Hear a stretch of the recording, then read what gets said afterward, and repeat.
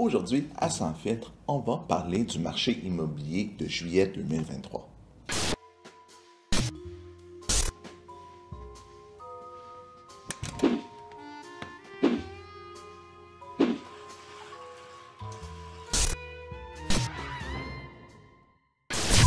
Donc, juillet 2023, et c'est un signe de stabilisation du marché. Les ventes sont restées à des niveaux comparables à l'année passée. Il y a eu des variations de prix pas trop importantes si on regarde au niveau provincial. Mais ce que je veux vraiment parler aujourd'hui, puis ce qui va peut-être surprendre beaucoup de gens, c'est au niveau micro et local, qu'est-ce qui peut se passer. Donc, ce qu'on remarque avec le marché présentement, c'est que ça varie beaucoup localement. Puis je peux vous donner plein d'exemples, mais je vais vous en donner un, ça va vous donner une idée. Par exemple, à Brossard, le nombre de ventes a augmenté de 20 %, les prix ont monté de 7 %. Vous dites, ah, c'est intéressant, c'est un bon marché vigoureux. Mais on va prendre un autre marché comme le Roussillon dans son ensemble où les ventes sont stables et les prix ont baissé légèrement. Puis pourtant, c'est deux régions, une à côté de l'autre. Puis il y a des villes comme Saint-Lambert, Candiac, où les prix moyens et médians ont baissé de plus de 10-15 %. Il faut se poser la question, pourquoi c'est arrivé? Alors, c'est arrivé pour la raison suivante. C'est que des villes comme Candiac, Saint-Lambert, par exemple, ont des propriétés qui généralement valent plus cher que la moyenne des municipalités environnantes. Il y a beaucoup de maisons au-dessus d'1 million à Candiac, Saint-Lambert en bas d'1 million de dollars. Il y a des propriétés, mais il n'y en a pas tant que ça. La plupart des maisons sont autour du million de dollars. Mais là, les acheteurs avec des hausses de taux récentes, qu'est-ce qui se passe? Ils ont moins de pouvoir d'achat, donc ils disent, oui, oui, je veux encore acheter, je veux déménager. Puis je pense, j'en avais parlé dans mes vidéos précédentes, bien, ils se sont rabattus sur une catégorie de prix inférieure. Puis c'est ce qu'on voit présentement, c'est-à-dire qu'il y a certaines catégories de prix dans certains marchés. Puis là, ça peut varier, là, que vous soyez sur la Côte-Nord, en Estrie, en Outaouais, ça va être différent dans chaque marché. Mais on voit vraiment que les gens ont réduit leur prix qu'ils veulent payer pour les propriétés. Et il y a certains marchés qui souffrent beaucoup plus que d'autres. Donc, avec ce que je viens de dire, qu'est-ce qui est super important pour les vendeurs, les acheteurs, les courtiers immobiliers présentement? C'est d'analyser, je ne vais pas dire par rue, je n'irai pas si loin que ça, mais par quartier et ou par ville, dépendamment où vous êtes. Parce que, aussi bien que les statistiques provinciales disent oui, le marché se stabilise, mais il y a des marchés où il y a vraiment des beaucoup plus grosses variations. Donc, il faut analyser les données, analyser les comparables. Parce que dans un marché, ça peut aller beaucoup mieux que dans l'autre. Donc, il ne faut pas se fier à l'ensemble macroéconomique au titre des journaux sensationnalistes. Que oui, ça va bien, le marché immobilier, c'est stable et tout.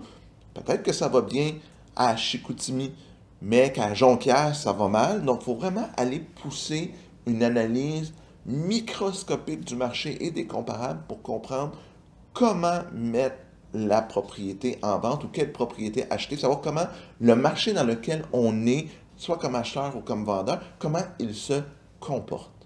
Dans les prochains mois, ce qu'on va continuer à surveiller, c'est l'impact des taux d'intérêt. Parce que je parlais des courtiers hypothécaires dernièrement, puis ce qu'ils disaient, que c'est encore des gens qui s'étaient qualifiés sur des taux plus bas, des taux d'intérêt plus bas, qui avaient encore des garanties de taux jusqu'au mois de septembre, octobre, qui sont dans le marché très actif présentement.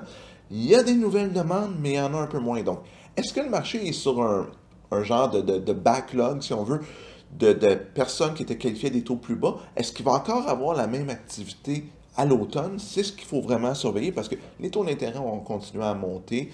On voit que les courbes de taux d'intérêt court, moyen, long terme se rapprochent. Puis là, vous allez me dire, qu'est-ce que ça veut dire? Je ne suis pas économiste.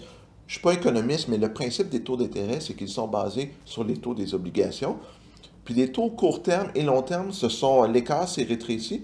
Ça veut dire que ce que le marché semble entrevoir, c'est que les taux qu'on a là présentement vont rester dans la même environ, là, dans la même eau. On ne tombera pas à 3 %, on ne montera pas pour le moment à 8-9 %. On devrait rester autour du 5, 6, 7 % dépendamment des produits que vous avez. Donc, c'est ce qu'on risque de voir à long terme. Ça va être la nouvelle réalité du marché. Est-ce que les acheteurs vont s'être adaptés à cette réalité de marché-là? Est-ce que les vendeurs vont s'être adaptés à cette réalité de marché-là? C'est vraiment, vraiment ça qu'on va surveiller dans les prochains mois.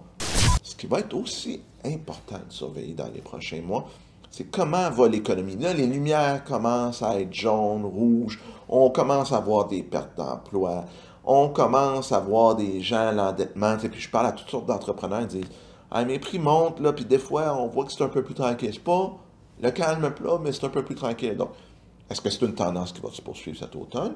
Est-ce que le marché va rebondir? Est-ce que la consommation, les consommateurs vont rebondir? Est-ce que les entreprises vont rebondir et continuer à augmenter leur chiffre d'affaires?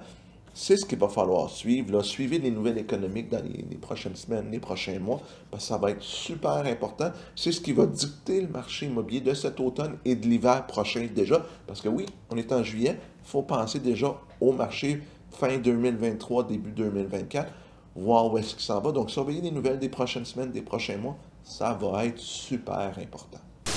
J'espère que vous avez apprécié la capsule, que ça vous a donné de la bonne information pour savoir quoi surveiller, comment le marché immobilier se comporte. Si vous avez aimé le contenu, un pouce en l'air, c'est super apprécié. Si vous voulez voir d'autres contenus, abonnez-vous à la chaîne, pesez sur la petite cloche pour vous faire notifier que je mets des vidéos à chaque semaine. Puis on se revoit bientôt pour une autre capsule. À bientôt tout le monde!